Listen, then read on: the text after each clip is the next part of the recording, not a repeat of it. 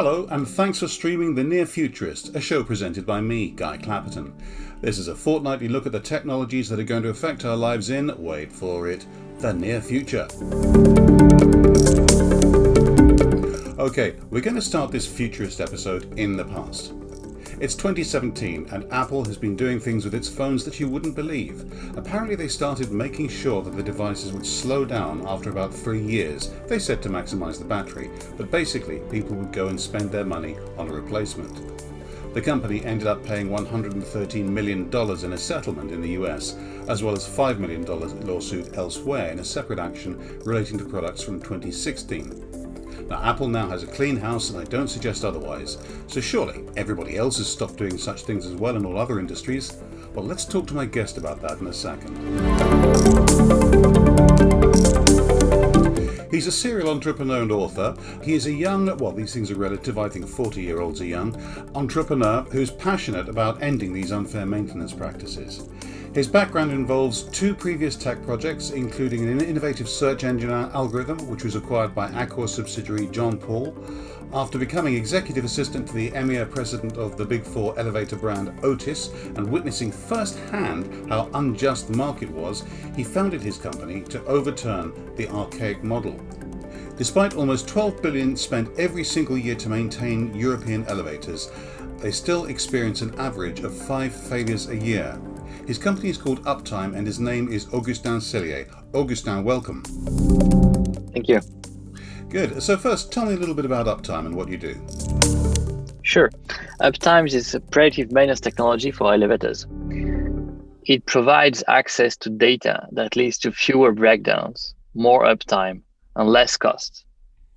Elevators with Uptime's intelligence system benefit from real-time data to monitor safety, increase performance, and modernize the outdated elevator experience, while the availability of transparent information strengthens trust between building managers and elevator service providers. Okay, now I used the example of Apple in my introduction, which is not an area that you work in. I appreciate that, mostly because it's out there and it's old news, so it's safe to talk about it without annoying any lawyers. But overall, how big is the issue of built-in obsolescence in many industries? Do you come across it often? Yes, a lot. I think it's no secret that consumer equipment manufacturers have a sneaky habit of deliberately limiting the lifespan of their devices to increase profit from new sales and repairs over the long term. But a slightly lesser known fact is that industrial equipment often follows the same trend. And this industry harbors another little secret, is that they encourage inefficient productivity hunts as service providers, and they drive up failure rates and reduce the overall quality of service that users receive. Today, the big equipment manufacturers, they rely on breakdowns to invoice expensive repairs. And we've seen that in the automotive industry, we've seen that in the plane industry, and we've seen that a lot in elevators. And as you mentioned, despite almost 12 billion spent every year to maintain European elevators, and despite service visits very often, up to once per month, they still experience an average failure of 5 per year, which is huge. Okay, so tell me a bit about the elevator industry. I know very little about it. I've been in elevators, and that's about as far as my expertise goes. How long should a unit last without the need for maintenance? A unit needs maintenance on a yearly basis after it's been installed. And manufacturers are slowing down that a bit since the relationship between building manager and elevator service providers is archaic. To give you a bit of background, an elevator's lifespan per se is almost the same as the one of the building. It can be modernized every 20 years, but it is something which is a box going up and down and should be pretty reliable and should be usable for years and years. However, the maintenance model was designed to service the installed base under very fixed terms that are not specified per the building's usage, by the traffic, or even the real need of the building, or the building owners, or the building tenants. The way it is built is that building managers receive a maintenance contract with a number of mandatory visits. Again, not depending on anything around the context. It's like if you would bring your car every month to your car manufacturer for no reason, even if you haven't used it. And then they include in the contract some emergency breakdown response. So if someone is trapped or if there is a breakdown stopping the elevator. But every additional repair is sold on top of the contract. And that is why, as a building manager, you end up purchasing means. By means, I mean the visits and the breakdown response, but not the actual result. You're not purchasing an actual guarantee that the elevators will work. And that is where the problem lies, because on the supply side, as a service provider, you will focus on productivity on those means, and you will focus on selling more and more repairs. And that's why you have unnecessary maintenance visits, increased downtime, and at the end of the day, very frustrated building occupants because they cannot use the elevators as much as they want. That is the whole problem. Okay, so you've outlined what manufacturers are doing to build their profits up by selling the perhaps unnecessary repairs or perhaps unnecessary maintenance visits. What can the buyers do about it, though? I mean, this is they're a bit of a captive audience, aren't they? There aren't thousands of elevator manufacturers out there. Well, there are a few things that buyers can do. I would say two main things. The first one is that more and more buyers can go to third-party maintainers. Again, an elevator is a box going up and down, and in most cases, it's not extremely complicated to maintain. And you have more and more independent service providers, which are local, regional companies that can do a much better job in terms of maintenance and repairs, and that will avoid, this manufacturer's bias of selling more and more and focus on productivity. So that is the first thing. And we've seen this trend in various countries pick up a lot of momentum. As a whole, you have 4 big elevator manufacturers in the world. They had approximately 43% of market share in terms of maintenance of the installed base in 2012, according to Credit Suisse. And now they have only 37. So independent service providers are gaining momentum, and that is the first thing that buyers can do about it. But the second thing, carry on. The second thing they can do about it is to focus on performance-based contracts, is to ask from your service provider a contract based on performance where they will have a tool to monitor this performance, bring some transparency in the relationship between the service provider and the building manager. And if you have this transparency on information, and if you focus on a financial commitment to results, then you build trust, and then you avoid all those unnecessary, visits, repairs, and lack of success.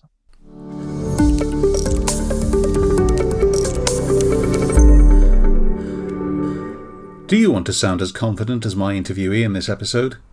If you talk to the press or other media, are you worried you'll be misquoted, or they'll just publish their story and not yours? Clapperton Media Associates can help with coaching. Drop me a note, guy@clapperton.co.uk, and we'll arrange a time for an exploratory call. Now, back to the podcast.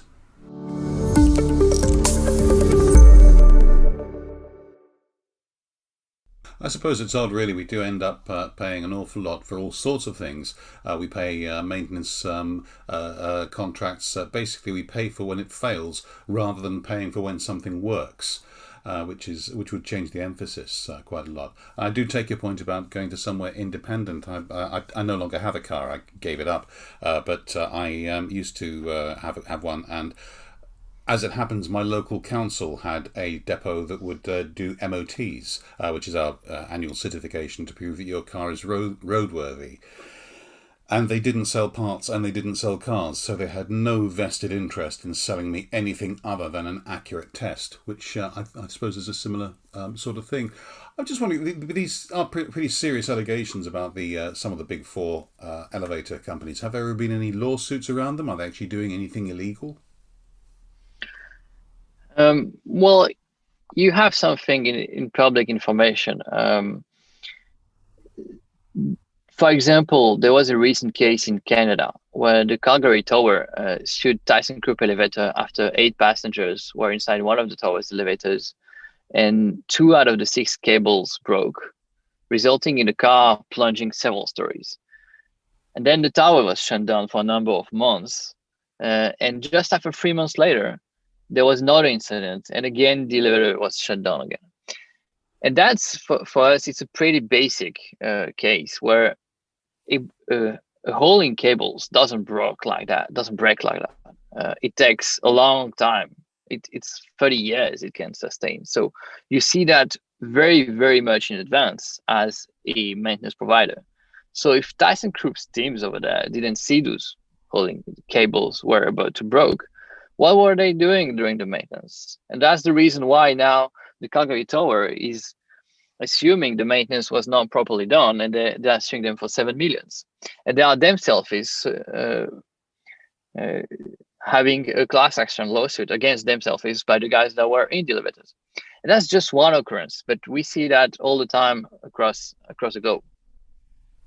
Okay, so where does uptime come into it, and what can you actually do to help a company, a building manager, a facilities manager, whoever, to understand the actual state of their elevator? What's the technology behind it? Well, lifts already have dozens of sensors. They have exact position sensors in the shaft. They have door sensors. They have door lock sensors, temperature sensors on the engines, and so on. They also have this number of trips counter, like the mileage counter on your car. However, it's not readable without a specific tool, and therefore it's never used.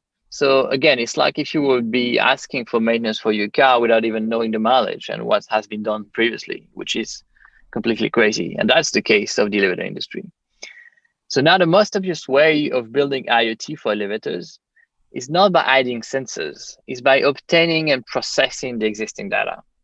And that's exactly what we do. We connect to the main electronic board, which we call the controller of the elevator, and we gather all the pre-existing data that is already here. And that allows Uptimes to build a predictive maintenance technology that enables the mechanician, the technicians on site during the maintenance and the repairs actions to go directly to the root cause of the problem and avoid unnecessary actions and unnecessary repairs, and actually increase dramatically the performance of the elevators and avoid breakdowns.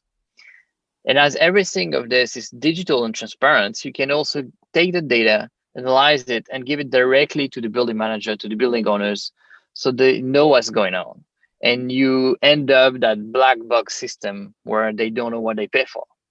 And since they know what they pay for, as I mentioned earlier, they can focus on the performance of the contracts, and the relationships becomes much more sane and much better for the end users, which are the tenants of the building.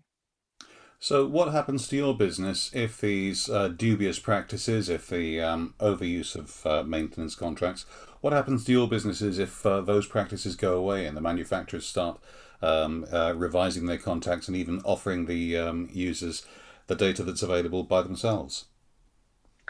Well, this is exactly something we're pursuing. Our technology is made as a platform to enable service providers on the market to do that transformation, to go from an old, obsolete world where they were selling means where they sell results. And we're enabling any service company, and that might be the independent ones that we talked about earlier, or that might be even the bigger ones. So our goal here is that everybody understands that it's an obsolete way of doing things. And the more we put technology into the service contracts, the more we'll be focused on performance and trust. So I hope those sharp practices go away, and then we help that. Okay. Now, I've mentioned phones a couple of times, and I know that's not an area you look at, but are there any other industries in which manufacturers put in a deliberate, unnecessary sell-by date? I've heard, for example, that smart packaging could extend the safe life of perishable food by detecting what's going on in the pack. Yeah, we've heard a lot in the railways industry, and also in the aviations, in the planes industry, where the manufacturers they sell the equipment at a very low cost initially, with very low margins. So it's extremely similar to elevators. And then they try to take back the profits on spare parts and changes and repairs. And the moment you put some sensors in it and you avoid doing some very regular preventive maintenance that can be sometimes unnecessary or not targeted where it should be, you start building some performance evaluations. For example, in France, the French railway company SNCF has already cut breakdowns more than half in train sets with remote diagnostics. So they put a lot of pressure on the manufacturers and spare parts providers thanks to that. And we've seen something also going on in the industries, in the production facilities, where the tools, the machinery used are also seeing a similar kind of transformation in terms of maintenance. Okay, do you plan to move into other industries? I mean, automotive strikes me, and as you say, railway, as something that could do with the same sort of predictive maintenance that you offer. Well, when we started Uptime 4 years ago, there were 13, 14 million elevators worldwide. We expect to have 26 million elevators worldwide in 2030. So the opportunity is huge. We're really aiming at transforming this industry first, and there is a lot of work yet to be done in terms of connecting every elevator out there and transforming the service contract into something that works on. So that is our first focus, and we will not derail that for the years to come until we have changed the way this industry works.